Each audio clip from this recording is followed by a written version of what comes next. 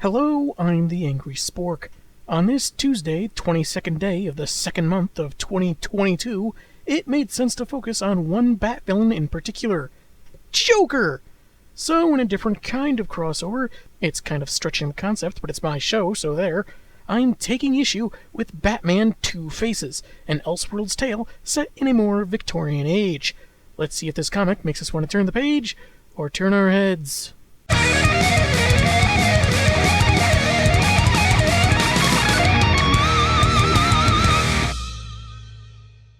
The cover has a kind of yin-yang motif going, grimacing Batman on one side, grinning Mr. J on the other, and the title upside down on the bottom, along with the DC logo. Also a certain coin being flipped in the corner, unless that's supposed to be a stack of coins. In this universe, Batman isn't very rich, and spends a lot of his time as Bruce Wayne rolling pennies. Written by Dan Abnett and Andy Lanning, with art by Anthony Williams, Tom Palmer, and Lee Loffridge, we begin with a carriage stopped outside a clock tower. The passenger exits and walks into the Iceberg Lounge to have dinner with Commissioner Gordon, so hands an employee his card to present. Peregrine White Esquire, Proprietor, Daily Planet, and Associated Metropolitan Press. Lois and Clark's boss is named after a falcon? That might explain a lot about his disposition, actually. After dinner and stories, apparently something they've done frequently over the years, they enjoy some cognac by the fire, when James suggests he has the most chilling and tragic tale one could hear. "Back in Philadelphia, born and raised, you know. On the playground is where I spent most of my days, what? He was actually present for much of the story he's about to tell, but only learned some details later on. He also figures, what with some information being publicized across America already, that newspaperman Peregrine will probably be aware of some things. If this is about the gorilla in the zoo that started taking care of an injured kitten, yes, I've heard it before." We get a splash page of the Gotham Daily Spectator, giving us a date which historically checks out, but more notably features an article about millionaire tycoon and criminologist Bruce Wayne, funding the shipment of a rare flower from the Far East known as the Twilight Orchid. It has the unique trait of being exquisitely colored and perfumed by day, but becoming a dark and drab weed by night. It's been brought over so its duality can be studied at the Gotham Botanical Institute. By a psychiatrist, of course. We suspect the flower has been going through some stuff lately. There's another article about the jewelry store robbery by Harvey Dent, who in this universe was still a district attorney when he was scarred. Two-Face strikes terror once more. Not twice more? Seems to me like he's losing his touch. Or he's just not committing like the Harv we know. We go to the Botanical Institute, where Bruce greets its chief researcher, Pamela Isley, who's a blonde in this universe. Weird. He's fashionably late, having worked on a case related to Two-Face, which may be the reason Gordon is so concerned. He wanted a strong police presence, given all the rich folk in attendance, and while Wayne has some things he wants to discuss later regarding the public menace. "I say, Commissioner, what's to be done with this Spider-Man swinging all about?" Presently, he wants to admire the mood-changing flower encased in a glass dome. Turns out, this is more of a Beauty and the Beast situation. Bruce Wayne was cursed, but if the Twilight Orchid's petals fall before he discovers true justice, he's stuck as Batman for all eternity. Alfred's already been turned into a singing grandfather clock. Isley is fascinated by what could be learned by studying a plant that exists in contrary extremes of light and dark, and then the party is literally crashed by Two-Face and his gang, breaking through the glass ceiling from a blimp. Threatening the crowd so Gordon doesn't pull a weapon, Dent naturally intends to take the flower. When Bruce tries to fight him for it, in a pose that screams, "Put him up, put him up!" Harvey just kicks him in the crotch, because I guess the rich boy is known as a fair play pugilist, and thus wouldn't see a low blow coming. "Oh, gee, don't hit him in the crotch!" "Yes, hit him in the crotch!" Gordon says he and his crew won't get away, with the place surrounded by officers, who you'd think would be rushing in after the sound of that breaking glass, but whatever. So Dent takes Isley as a hostage to ensure his escape as he and his men take their rope ladders up to their getaway blimp. "Curse the man who invented helium. Curse Pierre-Jules Cesar Janssen." When his protestations for Pamela to be let go are laughed off, Bruce grabs the ladder and is carried away for some distance, and appears to be several stories above ground. However, in the next panel, He and the end of the ladder are much lower when he loses his grip and falls on the roof of a carriage. Not strong enough to hold on. Good thing they lowered the dirigible for no reason, I suppose. Maybe someone left the window open and all the air escaped from the balloon? That's how blimps work, right? Scoffing at his old friend's moral code, Two-Face claims to have no such limits, flips his coin, and throws Pamela from his craft. Someone get a hardwood carriage underneath her, quickly! Later in his cave study, I guess, Bruce blames himself for Isley's death, and he's not made better by Alfred's assurance or offer of brandy.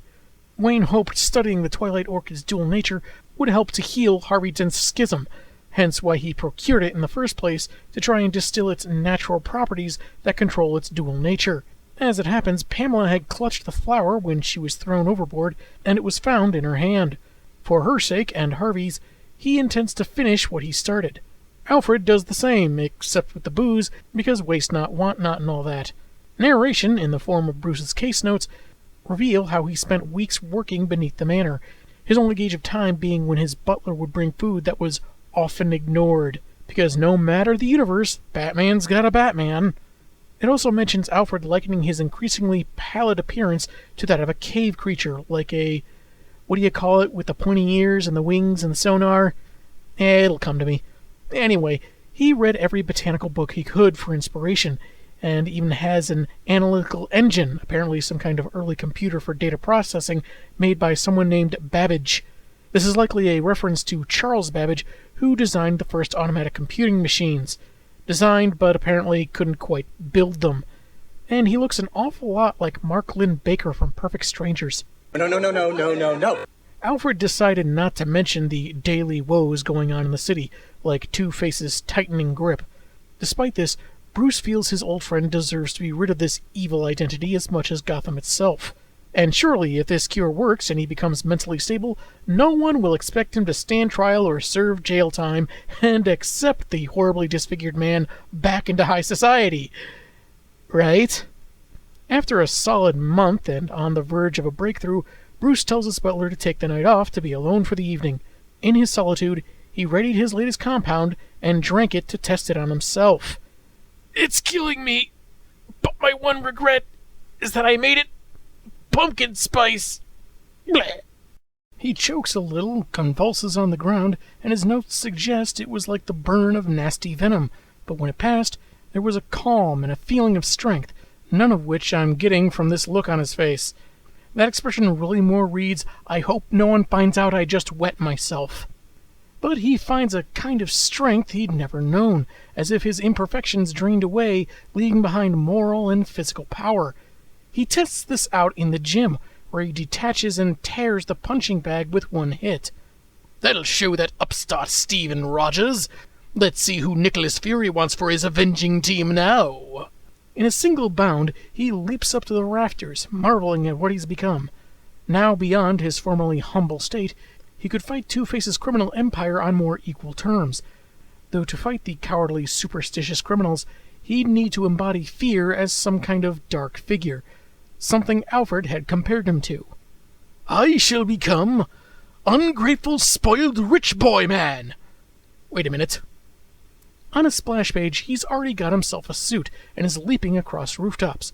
I'm not sure which is more perplexing, how quickly he put this thing together, or how he thought he'd need a scarf. We go to the docks, where an old man is delivering a cargo of poppy dust for some of Two-Face's crew. Amazon was very different when it was just starting out.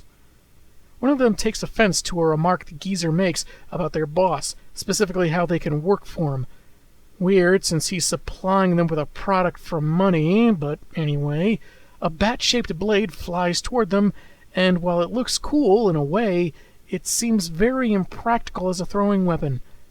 Setting aside how Bruce made this so quickly too, it looks like its construction is totally counterintuitive as an aerodynamic tool. Though I guess you could assume that his enhanced strength kinda makes up for it. Anyway, it clobbers one goon while Bats punches another, and, one-handed, throws the old dude into the river. And given his age and physical shape, I'm not sure he's a very strong swimmer. Elseworlds, your go-to destination for an even more cruel Batman. He instructs one thug to warn his scarred employer that his criminal operations will soon come to an end. and we go to the crooks being taken by the police. And this is apparently the 9th time in a week Dent's men have been stopped by a Batman with fists of iron. Nuts! I should have waited before picking a name. I could have called myself Iron Fist. I can understand not wanting to get into each detail about how he made the suit or his gear, but starting us out with his 9th foiled crime just makes the chronology feel a little jarring to me. But one more and he gets a free sub sandwich. Gordon and Harvey Bullock note how frightening it would be to have such a ghoulish entity after them, but the thought of it targeting Two-Face suits them just fine. Speaking of, he's being told by the latest in a string of henchmen about a bat laying siege to his criminal dealings, and he does not get much happier when he reads a note left for him with a bat emblem on it, reading, "I know where you live, Harvey." A bat? A bat does this to us? A mongoose? Sure. A ring-tailed lemur? I'm okay with that. A gerbil? Obviously. But a bat? In a rage, he flips his coin, coming up scarred, so he, uses his letter opener on the goon. So many times. I'm not showing the rest of the panels because it's like a sprinkler of strawberry jam, as Dent commands the bat be killed. Not exactly the most efficient tactic to kill your own people when more of them are getting arrested, but ironically, no one will tell him that because then they'd get stabbed. At an establishment called the Black Cat. Wow, another Marvel reference. I think that definitely counts as a crossover. Anyway, Selina is dealing with a patron that apparently got too handsy with one of her girls. The one in question, Annie, figured the guy didn't mean any harm, but Selina says she needs to remember what she teached her, especially about the creatures walking around at night. Annie notices a guy near the door that seems to have taken a liking to her, and takes off for this new client, promising that if he crosses a line, she'll defend herself like Miss Kyle trained her. Lingerie, low-cut dresses. If I didn't know any better, I'd say Selina's girls are all tax attorneys.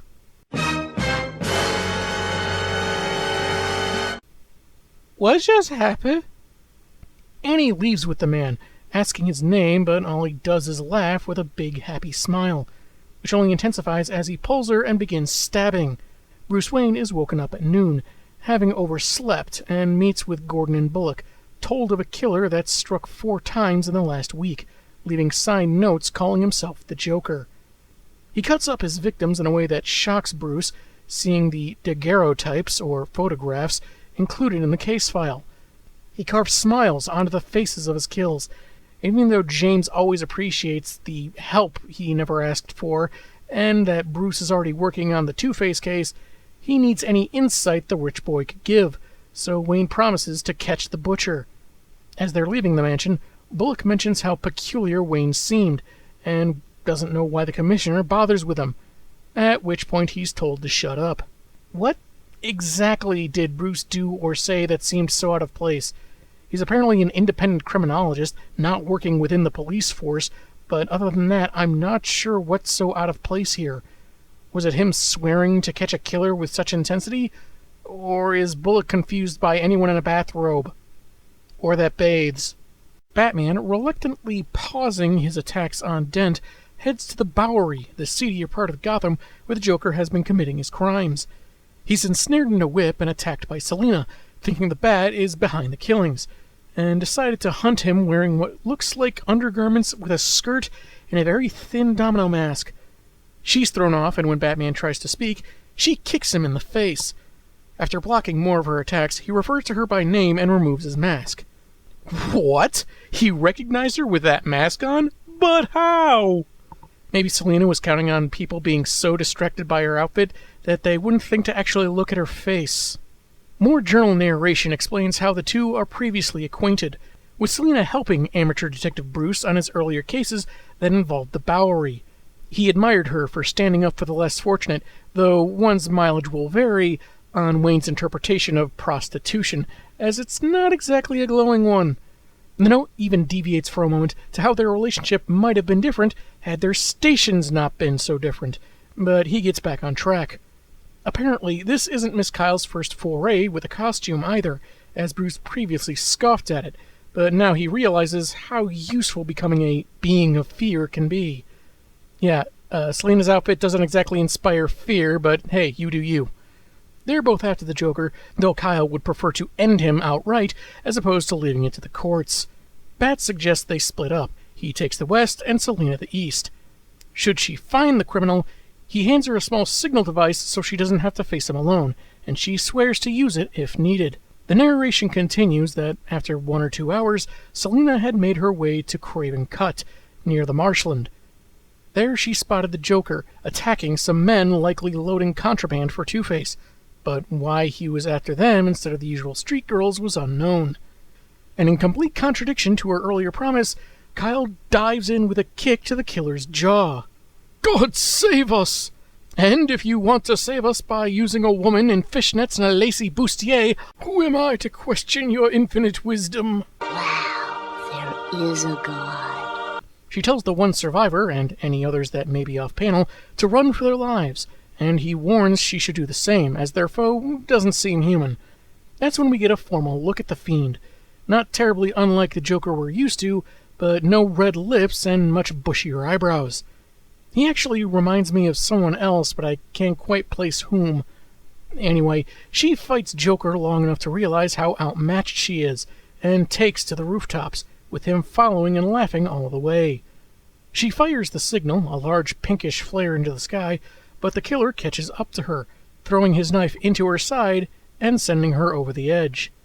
Remember, it's not the fall, it's the sudden stop. Sadly, she's not dressed nearly enough like a cat to land on her feet. Bruce sees the signal, looking like he's adjusting a glove, and he rides his horse that he just has. Don't know if that's his or he's borrowing one that just was parked nearby or something. He finds Selena, who weakly asked what took him so long, and after he absorbs the sting of that remark, he's already rushed to the hospital, calling for help. Later in his cave, he informs Alfred that Kyle's spine broke and she'll never walk again, but may live if the knife wound is properly treated, and he vows that she'll have the best of care. Alfred has been fine so far with his fighting evil and even can accept the disguise he's taken up, but punishing himself for others' deeds, pushing himself too much, and ingesting that formula have all taken its toll, and he needs actual rest.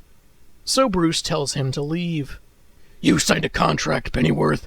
You make my meals, clean my mansion, tolerate my wild mood swings and dangerous behavior, but expressing concern for my well-being is grounds for immediate dismissal. In his notes, Bruce admits that he was so far gone into his quest to catch the Joker that he couldn't be swayed by rational arguments. He mixes up his strongest version of the compound yet, puts some in vials to carry with him while he was out on patrol, and with the previous dose already wearing off, guzzles straight from the vial. Moron! Then he goes night-night, but the strength of the dose was such that it pitched me into an abyss devoid of sense or conscious thought. So between that and not being able to be swayed by rational arguments, it sounds like he got his own hour-long pundit show on one of those news entertainment networks. He wakes up a bit later, with some of his science mixer foaming at his lips. Good boy, little drooly. Also having had some nightmares that, while terrifying, also provided clarity. Such revelations as would strike a man in two. I'm sure that doesn't mean anything. He writes 2 letters and, hoping Alfred hadn't straight up quit after his earlier outburst, has them delivered so that 2 people would meet him on the roof of the Gotham courthouse. It's there that, later, Commissioner Gordon and Two-Face are surprised to find each other, and Batman reveals himself to assure this was no ruse. He wants them to join forces against their mutual enemy Joker. Dent, only there because his coin flip told him to come, isn't fond of either the Bat or the Killer, but he'll play ball for now. The vigilante unmasks, revealing that he'd used the Twilight Orchid to enhance his inner goodness and strength, and then hands out presents! He gives James his entire account of the strange case, and gives Two-Face an appropriately mixed potion that he's certain will fix his divergent noodle. Lastly, he gives himself a pair of handcuffs. Man, Santa Claus was really weird in the 19th century.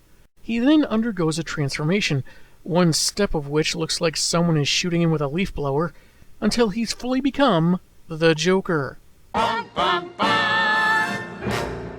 He breaks the chains off his cuffs and attacks the other 2, with the portfolio he gave to Gordon being dropped and showing a letter included. My dearest Commissioner, I pray that you read this statement of mine, safe in the knowledge that this strange case is closed forever, unless for some reason I turn insane and kill you in a haze of madness, in which case, my bad. Bruce's letter continues that he probably shouldn't have tested his concoction on himself, but it was all in an effort to restore Harvey Dent to the good man he once was. You know, the guy he's currently pummeling. Get out of my face, clown. Which one? The two extremes within him that usually kept each other balanced were now polarized. At first his vigorous and virtuous side, but eventually followed by the foul and unrestrained evil. And the mutton chops. Those horrible, horrible mutton chops. No matter my form, I just can't make them look good. The Batman, the Joker, good and evil. Two sides of a human coin. Which is why I called Harvey. He should be able to flip me over until I land on my good side. Gordon tries clubbing Joker in the back of the head with the butt of his gun, but that only makes him knock the cop aside. The letter continues that his potion will cure Harvey because he's already split, but this wouldn't work on a normal, balanced man. Yep, that sounds scientific. As the freak brawl continues, Joker holds Dent over the edge of the roof, when he seems to be coming to his senses. They fall over, and Gordon rushes to find that Harv landed on a decorative statue and still holding the mutated rich boy. Returning to normal, he urges his old friend to let him drop, but Dent says he can't, probably because he can't flip his coin. Nevertheless, Bruce reminds him of how Two-Face had previously claimed to be unrestrained by any moral code, and thus capable of anything, which includes letting Wayne fall and making himself anew by drinking the potion he'd given him. He changes back into the Joker just as Harvey lets his hand go. With Bruce lying dead in the street below, Two-Face takes out the vial and flips his coin. Reply hazy, ask again later. Wait, what the... We jump ahead to early 1887, 6 weeks after Bruce's funeral, and the police have arrived at a poppy den with the criminals all tied up for them. Bullock bets it was the Batman's doing, whom he's all too happy to have on their side, and outside we see the crime fighter running across rooftops in a full mask, and upon a close-up of his eyes, it's revealed this is Harvey Dent wearing the cowl. I guess they had looser interpretations of community service back then. We return to the Iceberg Lounge, with Peregrine noting how astonishing the tale was, and how many papers he could sell with it. But the club has rules that the stories told inside remain confidential. The comic ends with the paper magnate instead deciding to regale his old friend of a story similar in tragedy and blasphemies against nature, set in Bavaria. If this is about that Count Chocula fellow, rest assured I've heard it before. From that veteran over there, the General Mills, I believe. So that was Batman Two Faces, a not-so-subtle twist on the strange case of Dr. Jekyll and Mr. Hyde. A crossover of different mediums, you might say. See, it still counts. Personally, I don't know a whole lot about the original Jekyll and Hyde story, beyond what's been adapted, lampooned, and parodied in media.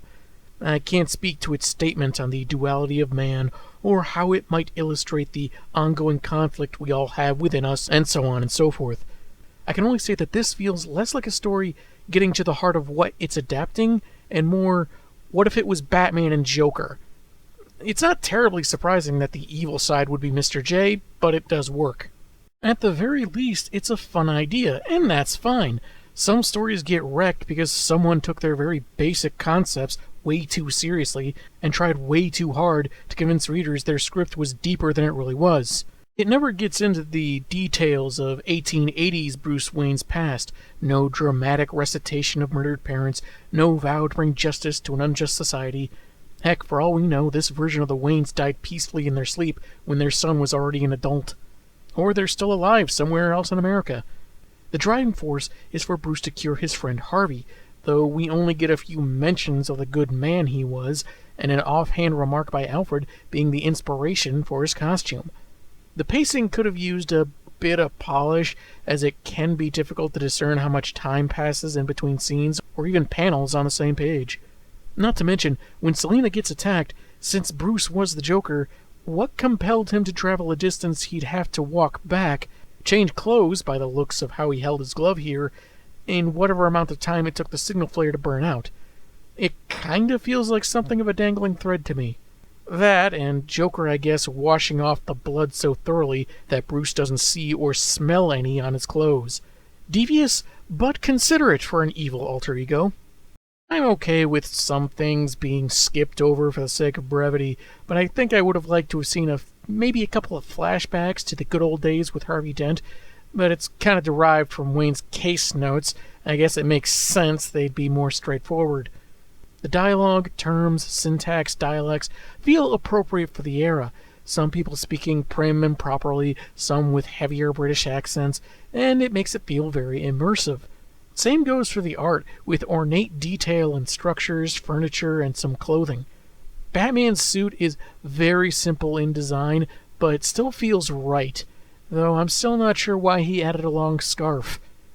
And Selina felt a bit more like fan service than anything else, unless the excuse is that the skimpy outfit was meant to lure predators into a false sense of security, maybe?